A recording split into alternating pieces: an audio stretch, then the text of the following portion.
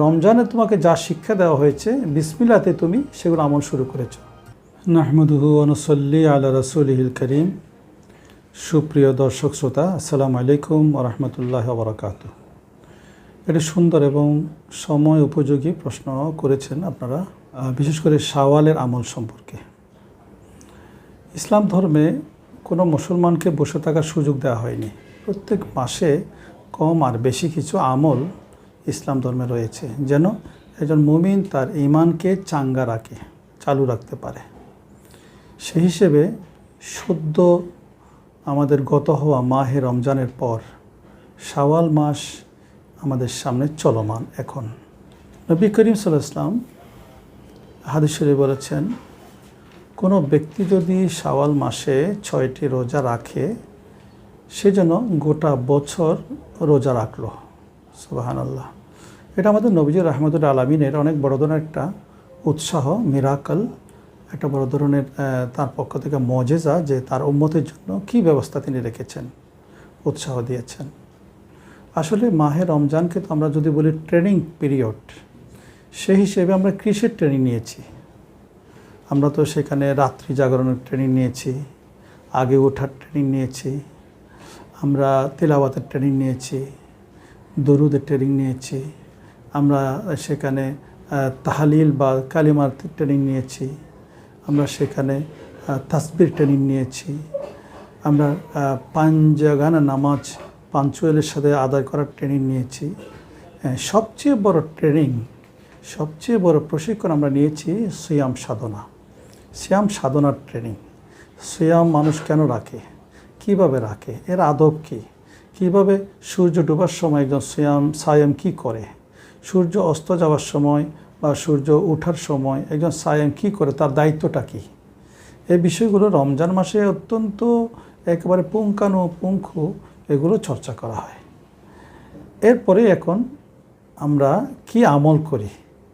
সবচেয়ে প্রথম আমল হলো শাওয়ালের 6 রোজা। শাওয়াল মাস যখন আসলো আমরা 6টা রোজা রাখছি। নবীজি যেন বলেছেন, তোমার মাহে রমজানে সিয়াম সাধনার পর তুমি যখন 6টা রোজা রাখলে, মাত্র 6টা কিন্তু, তাহলে বোঝা গেল তুমি সারা বছর রোজা রেখেছ। এর অর্থ কী? এর অর্থ হলো রমজানে তোমাকে যা শিক্ষা দেওয়া হয়েছে বিসমিল্লাতে তুমি সেগুলো আমল শুরু করেছ। এটা হচ্ছে ইসলামের দর্শন। আরেকটি বিষয় সেখানে জড়িত আছে, সেটা হলো মানে কীভাবে 6টা রোজা মানে এক বছরের পরিপূরক হতে পারে। আমরা ধরে নিতে পারি মাহে রমজানের 30 রোজা, 10 রোজায় যদি 10টা রোজার সওয়াব পাওয়া যায়, তাহলে 10 রোজাতে 100 দিনের সওয়াব, আর 20 রোজাতে 200 দিনের সওয়াব, আর 30 রোজাতে 300 দিনের সওয়াব হয়ে যাচ্ছে। আর থাকে 65 দিন বা 60 দিন। তো কেউ যদি 6টা রোজা রাখে, 6 10 60, সেই হিসেবে গোটা বছর সিয়াম সাধনা করলে যে সওয়াব, এই 6টা রোজা রাখলে সেই সওয়াব বলে বুজুর্গানদিন বলছেন হাদিস শরীফের আলোকে। এখন প্রশ্ন হলো, এগুলোর মাসলা কি, আমরা কিভাবে রাখবো?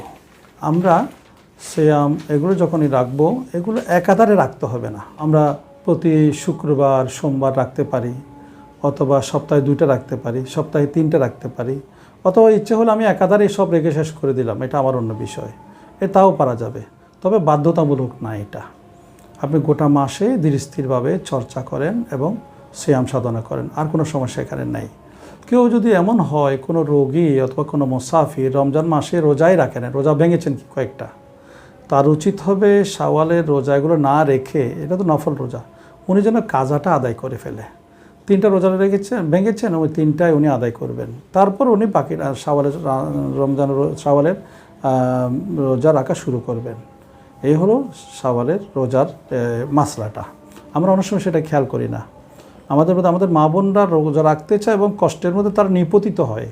তারা মনে করে বুঝি রোজা রাখলাম তো আর এটা ভাঙতে পারবো না, একে 6টায় রাখতে হবে। বিষয়টা তা নয়। ইসলাম কিন্তু সহজ। নবীজি বলেছেন, তোমরা মানুষকে সহজের কথা বলো, কঠিনের কথা বলবে না।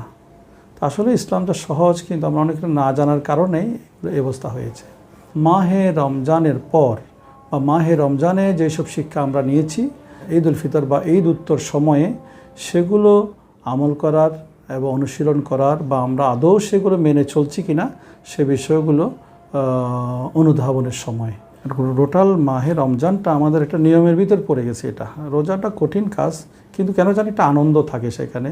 ফজরের জামাতে অংশগ্রহণ করা, জোহরের জামাতে অংশগ্রহণ করা এবং দুনিয়ার যে লোভ লালসা সেটা কমিয়ে দিয়ে অন্তত একটু ইবাদতমুখী হওয়া, এটা মানুষেরও অত্যন্ত গুরুত্বপূর্ণ একটা হ্যাবিট, যাকে বলা হয় তাকওয়া। এই তাকওয়া থেকে আমরা দূরে থাকি, আমরা তাকওয়া চর্চা করি না, আমরা দুনিয়ার জন্য পাগল থাকি।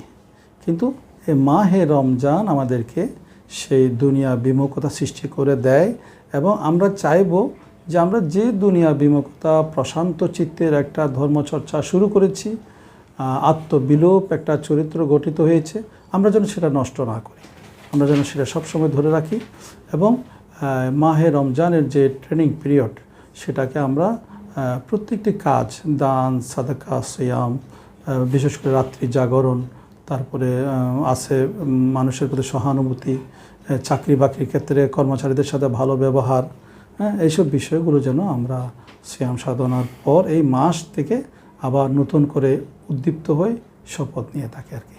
আল্লাহ সুবহানাহু ওয়া তাআলা আমাদেরকে 6 রোজা রাখার এবং 6 রোজার যে মাহাত্ম্য এবং মাসলা সেগুলো অনুধাবন করে ইসলামকে সহজভাবে প্র্যাকটিস করার তৌফিক দান করুন। আমিন। ওয়া আখিরু দাওয়ানা আলহামদুলিল্লাহি রাব্বিল আলামিন।